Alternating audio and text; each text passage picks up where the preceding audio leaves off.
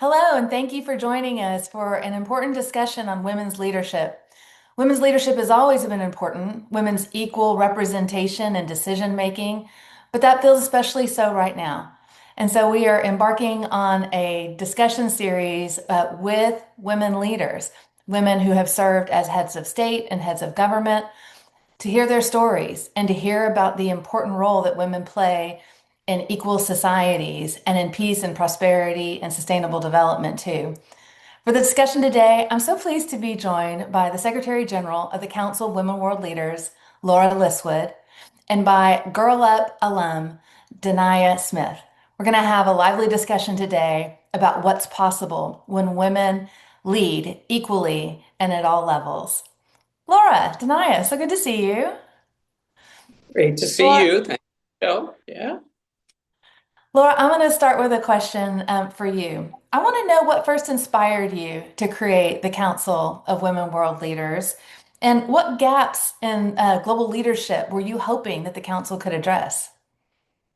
Well, thank you. And first off, Michelle, let me thank you and the UN Foundation for being such a great partner with the council. We've been partnering now for over 13 years, and it's been terrific. And our affiliation with you, with Girl Up, with Women and Girls Program, has just been really reinforcing and really powerful. So thank you for that.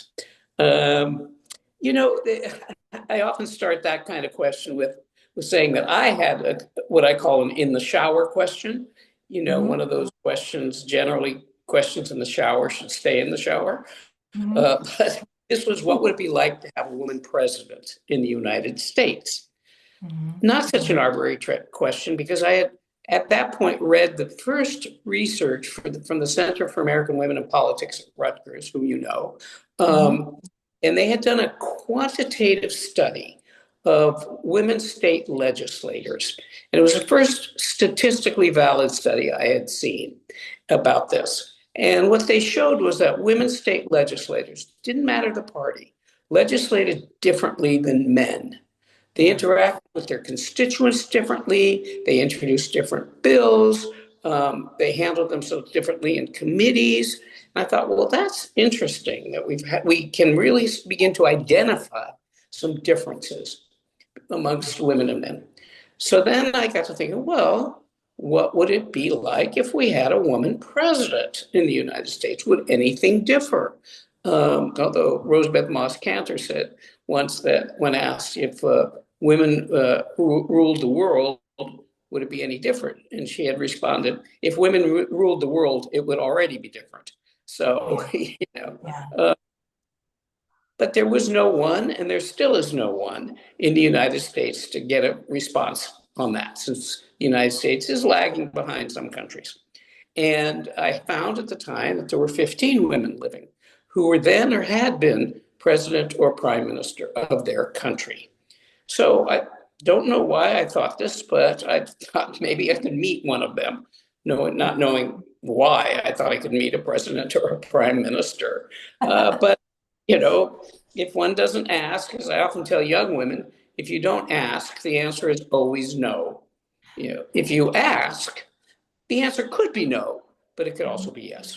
And no one turned me down for an interview. Margaret Thatcher did say, come back, after I'd met everyone else. But true to her word, after I met 14 other prime ministers, I did meet her also. I had a video crew with me at each interview. And so the end result was a documentary and also a book. But the council came about with my experiences of the interviews. I kept hearing so many similar stories, Yeah. that when I would ask questions about how they thought men were treated as politicians and things like that, I heard so many similar stories that I finally did start asking them if they wanted to meet each other. And they said they did. And not Margaret Thatcher, not exactly the feminist in the crowd, but they said they did. And so we ended up working with the think tank CSIS in Washington, and we had a summit of these world leaders in Stockholm, in Sweden. And I had investigated other head of state organizations. There were a couple of them. And Mhm. so I proposed a council of these women leaders, uh, they agreed. The women in attendance agreed. And so that's how the council was born. It was President Vigdis of Iceland was the first chair of it, and we went from there. And initially, we were housed at the Kennedy School at Harvard, and so we set up the charter, et cetera. And so now, no, if a woman is basically the concept is if a woman is freely elected head of state or head of government, that is president or prime minister, she is invited by our chair, who is a sitting head of state or government, to be a member. And and I just initially thought, well, it would be a great idea to have these people have the opportunity to share with each other their Yeah. experience. Because we also know, and you've seen this, Michelle, if Hmm. women don't have other women to ask if something is happening to them, right? Yeah. They have a tendency to think there's something pathologically wrong with them Yeah. rather than understanding that, hey, these are sociological, these are society's dynamics that are going, you're over scrutinized. You know, your tolerance for mistakes is less. Hmm. Um, your hair, your dress, your voice, all of these things are scrutinized, not so much your policy. You know, people resist having a woman as a leader, et cetera. All these things were common. These were common concepts. So that was the original point of it. It's grown. We have a number of programs, et cetera, and we can talk about those. And we're housed, the Secretariat is housed at the UN Foundation. Yes, which is a delight and a real honor for us. I love imagining what it was like asking those first women to join the council, and I'm wondering about what their responses showed you about the potential for the council, and what did it show you about solidarity among women? You know, they were all, again, the outlier being Lady Thatcher. She was not, I couldn't get her to talk about gender in the slightest. Yeah. She was the only O in a room full of X's, and she wasn't going to talk about no in a room full of X's. You know, the old joke was she was the only man in her cabinet kind of thing. And she did not appoint women to her cabinet, you Mhm. know, as many of the other women did. So Mhm. I found, other than her, I found a very willing, receptive, you know, embracing of the concept. Right. Don't forget, this was brand new. No one had ever done this before. I'm the only Mhm. one who'd met them all. No one had ever sort of pasted this together as a concept. Now you know, and I love it. Now we don't think twice about, you know, bringing a woman head of state to something, but it was a first for us and for Yeah. them. And I Yeah. think they genuinely appreciated it. Do I think there's solidarity with women? Yes, yes, in some ways. You will often see that in a mix of men and women, heads of state and government or an international body. You know, they'll congregate amongst each other. Is there solidarity among their principles and their values and their policies? Not necessarily.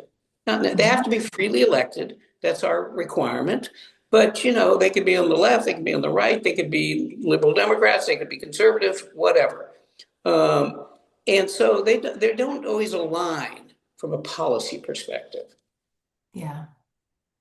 But that feels important, doesn't it? We don't expect all men leaders to behave the same way. Why would we expect that of women as well?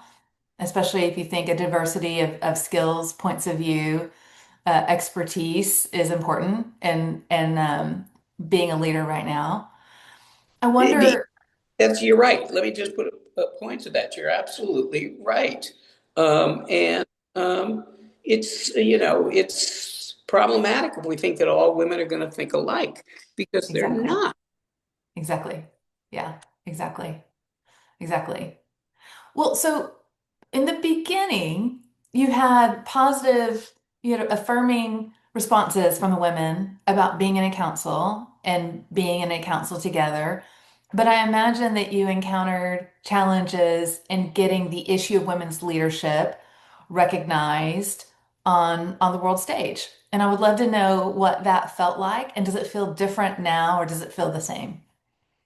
You know, I think the perfect example of that was I was, you know, I was privileged to be invited to the World Economic Forum's annual meetings in Davos, Mm-hmm. starting, I believe, in 1998, if memory serves me correctly.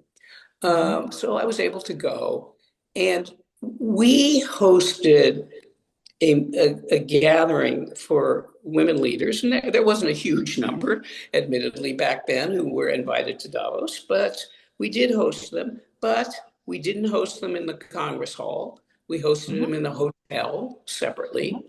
I had written at the time to the forum with some suggested ideas about programs that could Mm-hmm. be put into the larger stage setting at the forum. At the time, the response was, we don't think our members would be interested in the women's leadership. So interesting. Having said that, within, I think the next year we also hosted it at a hotel. But then the year after that, the forum was quite responsive, and we did end up hosting in the Congress Hall.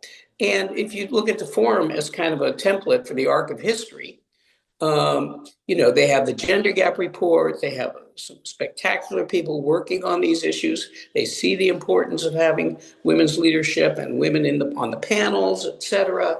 So, Right. I think it follows the arc of what we've seen.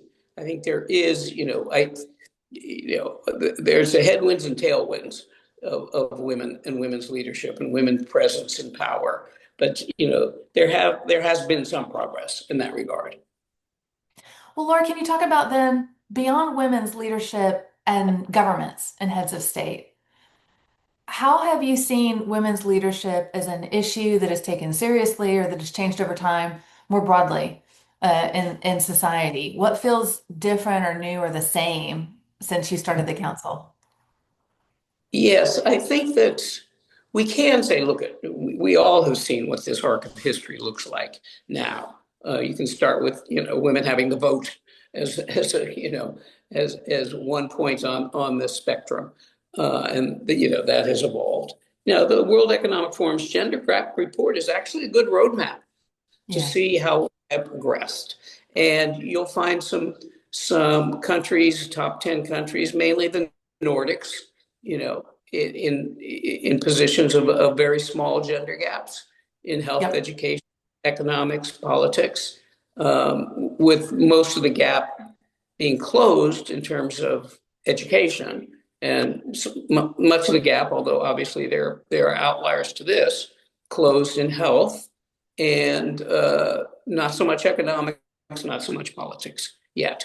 But we have seen, particularly, and this I know can be controversial for some people, but one of the biggest circuit breakers for getting women's participation in both the private sector and in government have been affirmative mechanisms. Yeah. Yeah, That that's has right. been one of the best ways to remove in-group favoritism and closed social networks. It's the Yeah, best way, and the speediest way to do it. Some countries have been able to do it otherwise, but generally right. speaking, you'll see that you need affirmative mechanisms. And that has hurried history.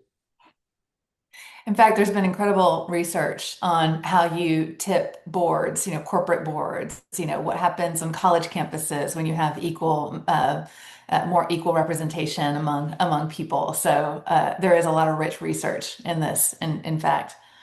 Well, it occurs to me then, 50 years ago was the first conference on women. The United Nations organized that in Mexico City. 30 years ago, we had the Fourth World Conference on Women at Beijing. So the world has been looking at this and striving towards this for a long time, a lot of our advocates. And I just wonder, you've had a front row seat to this issue of women's leadership over 3 decades. And I'm wondering what feels like, what has changed, what stayed the same, where are the breakthroughs, and what gives you a little bit of hope? So great questions and not Yeah. easily answered.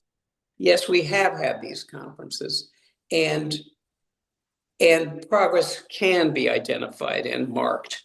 The military academies are open to women. A woman can now get a Rhodes Scholarship. When Yeah. Bill Clinton got a Rhodes Scholarship, Hillary Clinton couldn't get. Yeah. So you can identify points on the graph and Mhm. say, yes, and yet, don't we all wonder why it's been so slow in so many places? Why it's taken so long and hasn't really gotten there. There's still some countries where it's, not easy for a woman to just exist, and Yeah. you read the statistics on domestic violence, Mhm. and something that's really worrisome is this whole notion of, particularly in the political sphere, of digital harassment and digital Yes, violence. That is having a huge chilling effect on women and wanting to be in the public sphere. Yeah. that's right.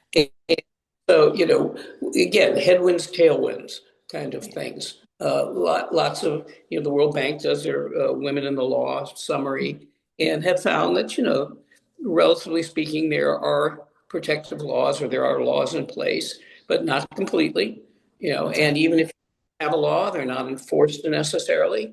You're overlapping, cultural norms, et cetera, that come into play. I remember Madeleine Albright said some people call some things, cultural. I call some things criminal.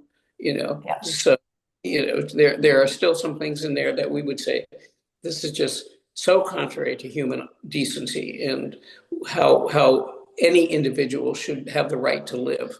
We that's still right. see all of that, and we still see women's intelligence being discounted. That's And right.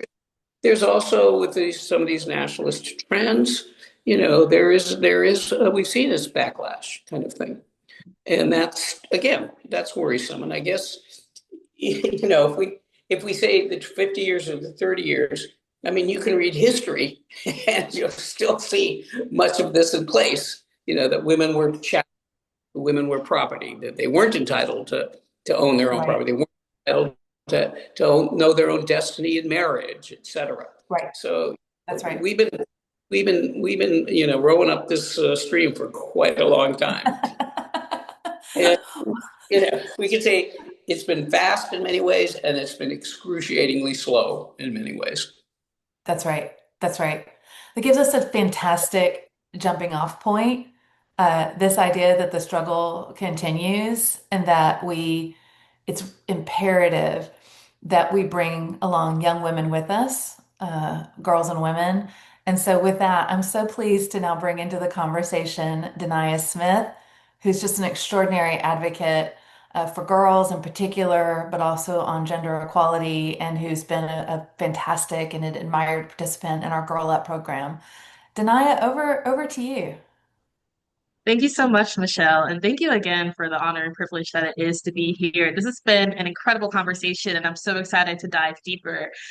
You've mentioned how you've worked across governments, corporations, various global organizations. I'm curious to know, how has your leadership style evolved as you've worked across all these different entities? Well, thank you, and thank you, Denia, for your work and your dedication. Without people like you, this is not going to continue.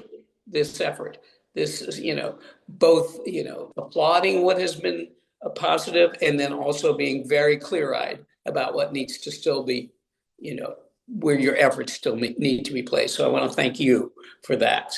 Um, my leadership style, I think as I have watched others lead, I've done a fair amount of reading on this, done some leadership myself.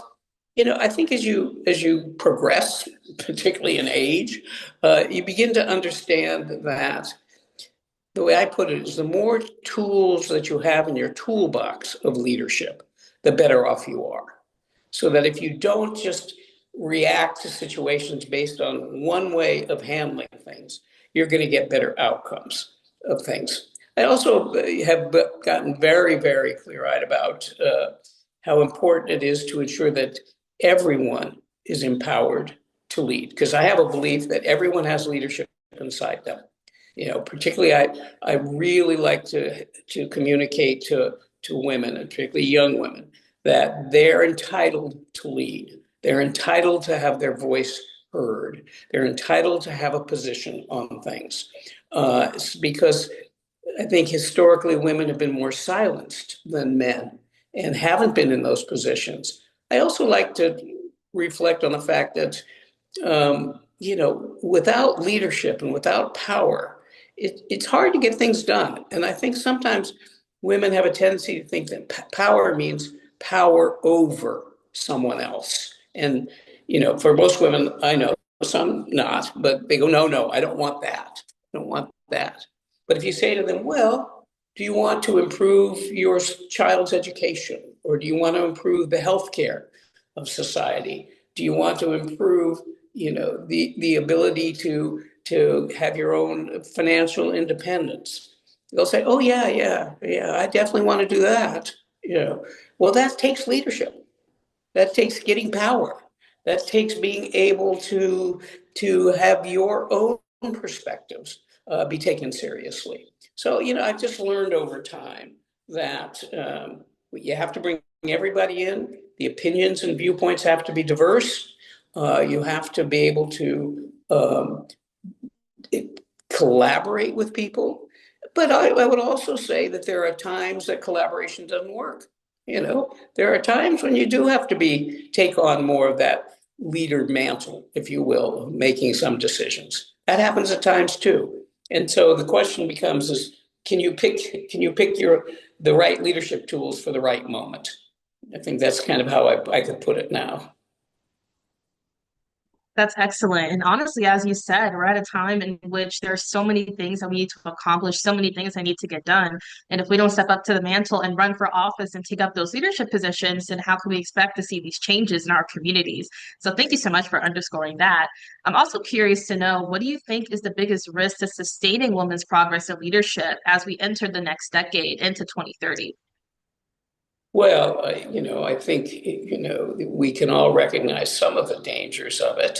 There are some people now, even in, American cultural society, who are advocating for, you know, removing the right of women to vote. And you think, whoa, that's impossible. Well, actually, it's maybe on the narrow end of the spectrum of people who are saying that, but just the very fact that they're saying it makes you think, oh my, these gains are a little more fragile than we thought they were, and the lack of awareness, I guess, is what I'd put it, or the emotional intelligence to understand what historically underrepresented groups have gone through, and to really understand how we can ensure that society uses all the skills and all the talents of everyone, because that's the only way we're going to really solve all these problems, as you said. I mentioned the digital violence and digital harassment. That's a big thing. That is a really big thing. And we're seeing it, according to the Interparliamentary Union, it's not that men don't get digitally harassed. They do, absolutely. But women are 9 times more likely to be digitally harassed than men in political positions. Yeah. I think there's some people in the dominant culture that feel that the culture has not been friendly to them. And so, they want to reinstate, if you will, what they see as a position of what they think of as fairness, whereas as giving them the opportunities. Well, I think, this is not a zero-sum game, Denia. It's not, if I have my rights, you can't have yours. That's not how it works. That's not how it should work. We should all be able to have our abilities to perform to our best human capacity. Yeah. And I have a little bit of worry. I mean, you see this in some of the the current societal positions that some people are taking on issues around women, and worrisome. Is there a backlash going on? I think the answer is yes, there is.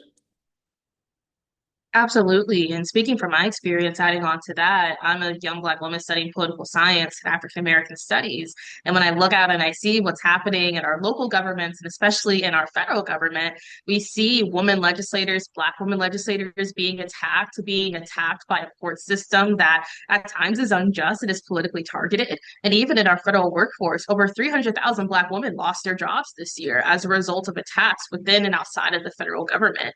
And so, as a young woman, as a Black woman, even as our viewers from their different backgrounds, they see that women's leadership is under attack fervently. And so, what advice do you give to these young women who are coming of age at a time in which women being in leadership is dangerous? Not dangerous as in it might harm people, but dangerous as in people are scared of women having power. And what advice do you wish someone would give you at the start of your own journey as a woman in leadership? Yeah, I mean, you rightly reflect upon what are some of these trends that are happening. Yeah, I think for one, um, personally, I think that because there has been some advances, in terms, for example, of the percentage of women in undergraduate school or graduate school, those numbers have looked good, if you will. And there often is, when the first job that young woman gets hired into, there's 50% women in her class, women of color, dominant group women. There are 50% men in the class. So they go, well, there's no discrimination here. Everything looks good. But of course, all they have to do is wait a couple of years, and they're going to start experiencing some of these things. So I think that younger women are going to need to understand that they're going to have to collectively gather their voice, and that probably the biggest, the biggest aid in that is the collective voice tonight, is getting, others to join in with you, men and women, to join in with you on these issues. It's a great phrase. Women are like snowflakes. One alone may melt, but together we can stop traffic. Yeah. So, we have to have that gathering, that, bringing it together of people to say, hey, we won't take that. And unfortunately, whatever, it does require a word you just used, which is courage. It does require courage. But, Frederick Douglass said, there is no progress without struggle. So unfortunately, that struggle continues. And if you are from a historically out of power group, you are going to be struggling, and that will continue. And I don't know, so that's why we have to hand it off to people like you and I, and other young women who feel the same energy that you feel around these issues, and to continue to make your voice heard. Because the best thing to stand up to a bully is to not let them bully you, not let them silence you. So, and running for political office, yes. Standing on the street if need be, yes. Writing your Congress people, writing letters, op-eds, getting on podcasts, all the things that will magnify your voice is essential. Because, if you're feeling this way, how many other women do you think are feeling this way? You can make your voice the one that people go, yeah, I understand what she's saying. I agree with what she's saying. Yeah, I'm going to follow her ideas. And that's what you want. Yeah. And as the late Congressman John Lewis once said, that we all have to embark on the path of getting into good trouble and good necessary trouble to save the soul of our nation. And so it really lies upon all of us of having the courage and doing the hard work to wake up in spite of the pressures that come and to continue to get into good trouble to enact the change that we want to see. That's not only going to help us, but help future generations as well. And kind of echoing back to what you said earlier, you mentioned that you met with Margaret Thatcher. I can imagine the multitudes of powerful women that you've had the privilege and the blessing to encounter. So, what do you think are common traits that kind of unite all these women leaders together? Well, it's certainly not political view that unites them. One of the traits of leadership that struck me most amongst all of them, including Thatcher, but all of them really, was each of them showed an enormous amount of curiosity. They were curious about what the other leaders had to say. Yeah, that was the easiest way to get a prime minister to speak. If I said something like, "Do you want to hear what the others had to say?" And they go, oh yes, I do." And so that level of curiosity, understanding the lived experiences of others, being curious about the lived experiences of others is really crucial. As a crucial leadership trait. Another trait that I saw was that each of them had a passion for what they were doing. Several of them said, if I didn't have a passion for this, I'd give up. I'd give up for all the roadblocks that came in their way. But each of them was fueled, that energy of passion.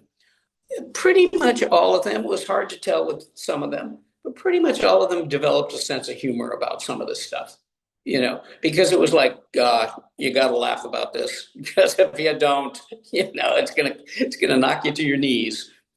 Some of the stuff that would happen to them, in terms, and they would just, after a while, people would, they would just go, oh yeah, this man, he was doing all of this kind of stuff. I could never do that kind of stuff because I know I would get in trouble if I did.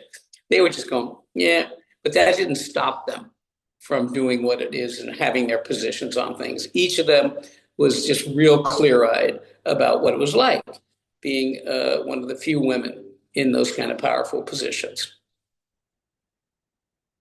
Absolutely. Thank you so much for that. And the last question that I have on my end is beyond your professional experience, what sustains your sense of purpose and vision? Do you have books that you like to read? Is it mentors? Is it a faith-based community? What is it for you that allows you to keep on going?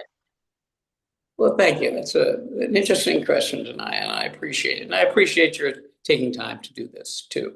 Um, for me, I really enjoy being able to hopefully, you know, articulate things in a way that reaches other people.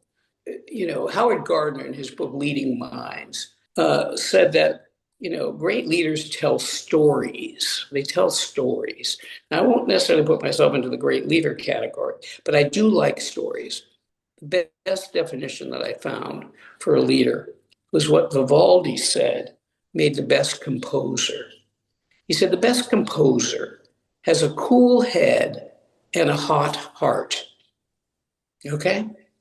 Which means that you have to have that passion, that hot heart I was talking about, and then the cool head, the how do we get there kind of thing. And so it's like nobody charges up a hill behind you for a 0.5 increase on return on sales. Nobody, but they do charge up behind you for a sense of values, a sense of doing something bigger than themselves. On the other hand, if you just charge up the hill with no direction and no plan, then any road's going to take you there. So you have to have both that critical faculty of an action plan and the ability to stir people's passion around issues. You want that. So I like to at least talk in those terms. So I like to give people a framework for understanding why diversity is so important to our society and how to ensure that people are emotionally engaged with things. So for me, I think that's what sustains me, that ability to maybe put into sort of some succinct form the lessons that I have learned, and then to be able to articulate them to others. Yeah, that's amazing. Thank you so much. And with that, Michelle, do you have anything that you would like to add before we close out?